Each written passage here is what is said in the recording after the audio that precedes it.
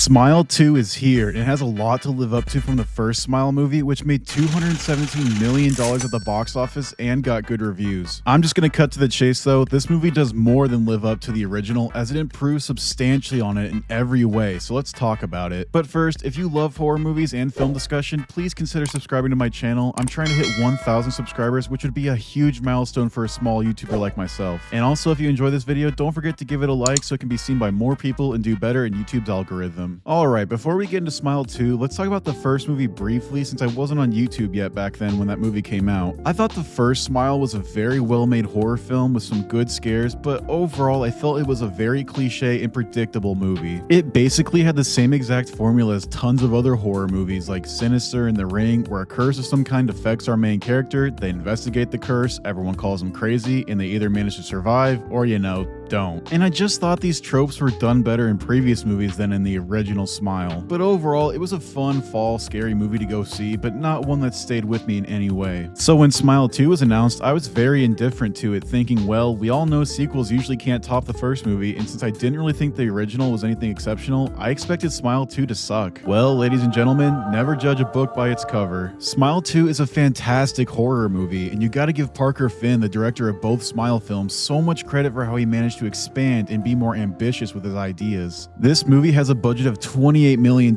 compared to the budget of $17 million of the first movie, and you can really feel it with the scope of Smile 2. But what makes Smile 2 stand out so much? I have to start with talking about Naomi Scott's performance as the main character, Sky Riley, who is fantastic in this movie. Sky Riley is a major pop star with a dark past who's trying to move on from her mistakes and get back to living her best life, as the Smile curse, if you want to call it that, infects her life and makes everything much worse. Naomi Scott is genuinely great in this movie. She did not have an easy task at all to make this very flawed character likable and someone you want to root for, but I was rooting for her in every scene to find a way out of this mess. Her wide range of emotions of happiness, clarity, stress, and insanity all mesh so well together to craft a wonderfully flawed and likable lead for a horror movie. I just mentioned that Smile 2 had a large budget of $28 million, which can be a good or bad thing for a horror movie. You see, the main intent of these movies is to scare its audience, right? But I find that when these movies get too much money thrown at them, they can almost feel too theatrical, too big, because the more characters, the more action, and the more money you put on the screen, the more comfortable a movie can feel, which makes it very difficult to bring any actual terror to the audience. Take Michael Myers killing all the firemen in Halloween Kills, for example. It's a cool sequence, certainly a lot of hard work, effort, and money went into it, but is it actually scary? I'd say no, because watching a house burning down during this huge action scene where a bunch of firemen get killed by Michael Myers just feels too theatrical. It doesn't feel real or relatable at all. It just feels like watching a cool, expensive special effect. So going into Smile 2, seeing the trailers, I was worried that this movie would feel too polished, too impersonal, that the money being thrown at the screen would take me out of it. But thankfully, this movie does a really good job at staying true to where the true terror should come from in a movie like this, the psychology of our main character. As we see Sky start to lose her mind more and more, and we're seeing these events through her eyes, it does a great job of feeling unsettling and untrustworthy, keeping the audience guessing every step of the way. And for anyone who hasn't seen this movie, I'm just gonna warn you, be ready for a lot of jump scares. Jump scares are an easy target to hate on these types of movies for including. They're usually lazy and predictable and don't actually serve the story in any way. Think of when a horror movie has a cat randomly jump out of the screen to try and scare the audience. I think that's usually the point for everyone in the theater to realize they wasted their money going to see it. But this movie's jump scares are fantastic, and I can think of several that actually got to me. Director Parker Finn does an excellent job of playing with your expectations of when to be ready for these jump scares. And hey, maybe I'm just gullible, but I genuinely jumped to my seat a few times. To cap off the spoiler-free section of this video, I have to say overall that Smile 2 is definitely worth watching, and in my opinion, it surpasses the original in almost every way. Now it's spoiler time, ladies and gentlemen. Okay, 3, 2, 1. What the hell was that ending? Okay. Before we get into the ending, I just want to talk real quick about some other things I didn't want to mention in the spoiler-free section. I was fascinated by this movie's choice to center its focus on a famous pop star. I was worried that the constant crowds around her would take away from the scare factor of this movie that I mentioned before. But turns out, there might be nothing more scary than obsessed fans. I love that this movie went for themes of dealing with fame and all the negativity that can surround that. I'm not the first one to say this, but celebrities in Western culture can be treated as icons that are larger than life, when in reality, they're just humans who have to take a shit just like the rest rest of us. And seeing Skye deal with this smile curse as she's also trying to reboot her career and make everyone happy around her was really endearing and interesting to me. Though, to talk about negatives a little bit, I thought the characters around Skye were honestly a little underdeveloped and a little cliche. Like, Skye's mother Elizabeth is basically the same old stereotype of the bad mother of a famous child who doesn't care about her well-being, only her fame, which made me roll my eyes at times. Also, they introduced this character Gemma, is that how you say her name, bro?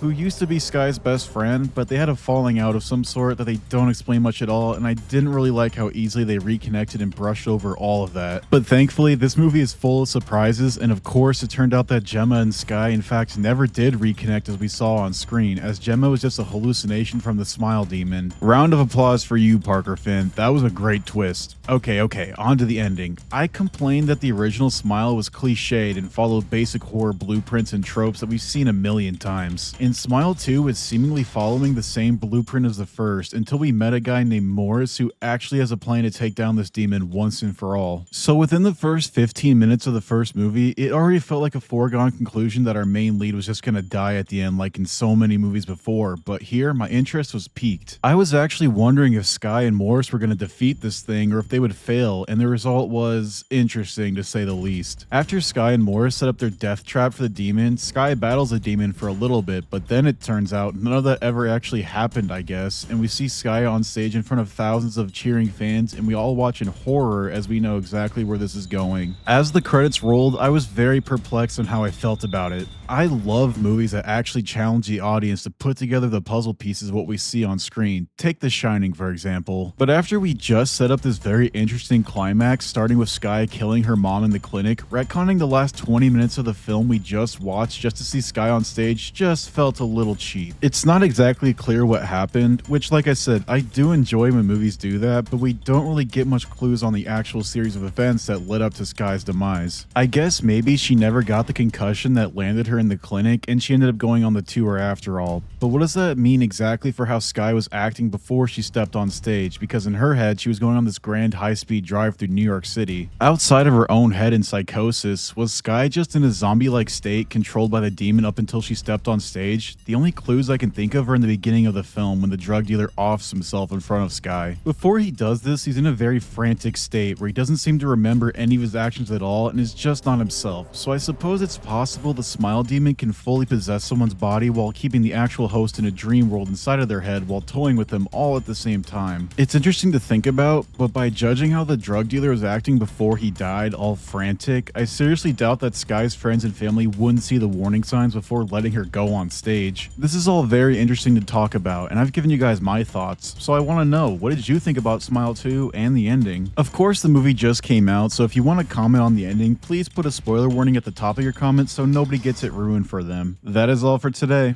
I hope all of you have a great day.